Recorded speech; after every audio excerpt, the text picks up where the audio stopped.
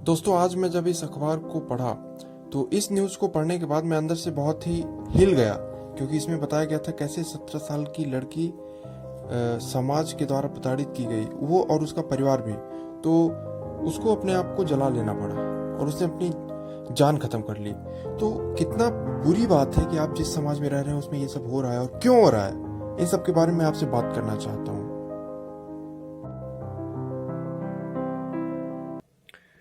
बात शुरू होती है 4 महीने पहले से, और इसका परिणाम ये निकलता है कि चांदनी अपने आप को जिंदा जला लेती है। तो ये घटना क्या थी? 4 महीने पहले चांदनी, जो कि 17 साल की थी, शिवपुरी मध्य प्रदेश में रहती थी, उसके खेत में बछिया आ गई। और उस बछिए को चांदनी के भाई ने, चचेरे भाई ने, उसको जब बांधा तो कुछ गलत ढंग से बांध दिया, अनजाने में ही, कि वो बछिया कुछ देर में मर गई। मर जाने के बाद जो गांव के लोग थे, उन्होंने पंचायत बैठाई और चांदनी के परिवार पर गौ हत्या का दोष मढ़ दिया। ठीक है, गौर से सुनिएगा। गौ हत्या का दोष मढ़ दिया और गांव में समाज से पूरे परिवार को बहिष्कृत कर दिया गया। मैं पढ़ रहा हूं, मेरे सामने न्यूज है। उसमें बोला गया कि आप इलाहाबाद जाकर गंगा स्नान करें, फिर गांव में भंडारा कराएं और साथ ही 51,000 रुपए का जुर्माना भी भरें।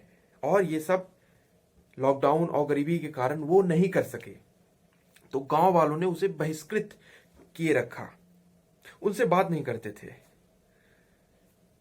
बुधवार कुछ दिनों पहले गांव में कन्या भोज का आयोजन हुआ। तो जो चांदनी थी, वो भी कन्या थी, वो भी भंडारा खाने गई। वहां दूसरी कन्याओं के साथ पंगत में जैसे ही बैठती है तो गांव के शास्त्री नाथूराम ने उसे बेइज्जत करना शुरू कर दिया। उन्होंने कहा कि तुम लोग गांव के कलंक हो, तुम लोग चले जाओ। और वो वहां से बेइज्जती महसूस करके सिर झुका के वहां से अपने घर चली आई। और अब सुनिए, वो इतना टूट गई थी अंदर से कि उसने केरोसिन डालकर खुद को जिंदा जला लिया।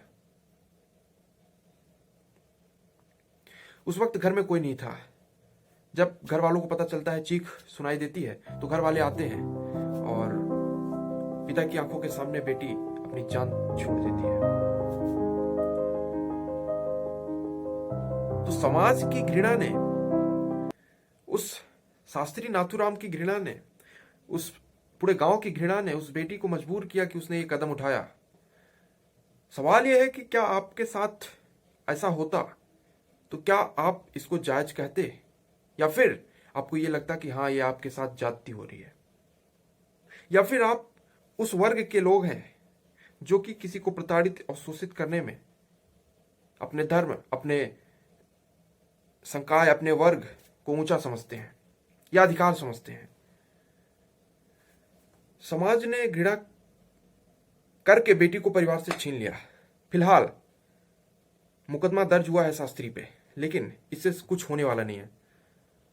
बात यहां तक आ गई है कि 2 रोटी जिस परिवार को अपने लिए जुटाना मुश्किल पड़ रहा हो, वो 51,000 कैसे जमा करे, गंगा का स्नान कैसे करें, और कैसे वो अपने आप को ये साबित करे कि हम सही हैं। समाज में दिक्कत कहाँ आ रही है? दिक्कत ये आ रही है कि हमें ये लगता है कि ये दिक्कत ही नहीं है।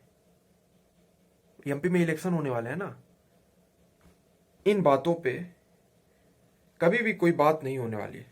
और ऐसा नहीं है कि आज ही हो रहा है। आज बस इतनी बात है कि ये हमारे पास न्यूज के रूप में बहुत जल्दी आ गई, मीडिया के रूप में बहुत जल्दी आ गई। घटनाएं ऐसी होती रही हैं। मुझे याद आ रही है शायरी कि निकल कर ढेरों काबा से न मिलता अगर मैं खाना, तो ठुकराए हुए इंसान खुदा जाने कहाँ जाते। अगर ये मंदिर, मस्जिद इंसानों को एक्सेप्ट नहीं कर सकते,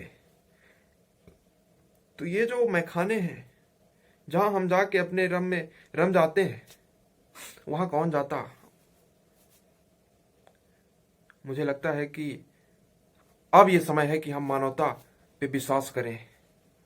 करुणा भाव ज्यादा मायने रखता है, बजाय कि हम जाति, वर्ग जुर्माना और इन छोटी छोटी बातों पे पड़े रहें। मैं ये नहीं कहता कि वो बच्चियां मर गई तो बहुत बुरी बात हुई। मैं ये बस इतना बोलना चाहता हूँ कि बच्चियां मर गई तो तुमने उसको बहिष्कृत कर दिया, और जब वो बेटी मरी तो क्या तुमने दुख जताया? बच्चिया की मौत हुई तो समाज ने परिवार को बहिष्कृत कर दिया, जुर्माना लगाया, प्रताड़ना दी। लेकिन अब जब बेटी की मौत हो गई तो सब चुप हैं। मैं आपसे हाथ जोड़ के रिक्वेस्ट करना चाहता हूं कि इंसान को इंसान समझिए।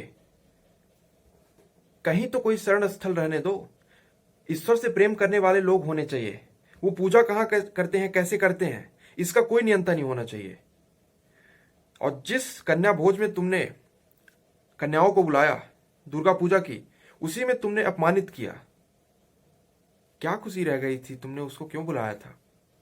और ठीक है, वो आ ही गई तो तुम, ये कोई पूजा नहीं है, ये कोई धर्म नहीं है। ईश्वर हमें ये नहीं सिखाता। किसी को, दिल को जब तुम दुखाओगे, तुम्हें कुछ नहीं मिलने वाला। और जो ये 51,000 की बात कर रहे थे कि इससे तुम मुक्त हो जाते, तो ईश्वर तुमसे पैसा नहीं मांगता। मार्टिन लूथर किंग क्यों इतने उन्होंने क्रांति लाई? क्यों? क्योंकि उनके समय भी ऐसे ही किया जाता था कि भैया आप जब इतने आपने पाप किया है, हाँ, तो आप 10,000 20,000 जमा कर दो, इतने डॉलर जमा कर दो, आप पाप मुक्त हो जाओगे। अरे ये कौन होते हैं बीच में, बिचौलिए हैं क्या? कोई जरूरत नहीं है पैसा देने की। ईश्वर आपसे पैसा नहीं मांगता। ईश्वर से आप प्रार्थना करिए, ईश्वर की पूजा करिए, ईश्वर पे आस्था रखिए। बहुत ही निजी मामला है, बहुत ही निजी मामला है ये। यहां किसी बीच में किसी व्यक्ति की आवश्यकता नहीं पड़ती। मुझसे न मांगिए मशवरे मंदिर और मस्जिद के। मुझसे न मांगिए मशवरे मंदिर और मस्जिद के मसलों पर कि मैं इंसान हूं साहब, खुद किराए के घर में। मैं तो खुद ही इस किराए के घर में रहता हूं। हम भी कितने दिन के लिए यहां आए हैं। इन सबको भूल के मानवीय प्रेम बढ़ाओ। तुम्हें खुद नहीं पता तुम कितने दिन रहोगे। भगवान करे लोगों को सद्बुद्धि दे, मार्गदर्शन दे, और लोगों में मानवीय प्रेम बढ़े। यही सबसे बड़ा धर्म है, यही सच्ची पूजा है। धन्यवाद।